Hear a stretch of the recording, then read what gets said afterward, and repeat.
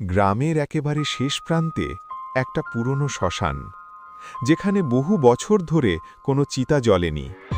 লোকজন বলে সূর্য ডোবার পর ওই পথে কেউ যায় না, কিন্তু সেদিন রাতে হঠাৎ রাহুলের ঘুম ভেঙে গেল। জানালার বাইরে থেকে ভেসে আসছে এক অদ্ভুত কান্নার শব্দ। না পুরো মানুষ, না পুরো পশু, একটা দীর্ঘ চাপা আর্তনাদ। সে ধীরে ধীরে জানালার কাছে এগিয়ে গেল। জানালাটা একটু ফাঁক করতেই তার চোখ থেমে গেল দূরে। শ্মশানের দিক থেকে ভেসে আসছে লালচে আগুনের আলো।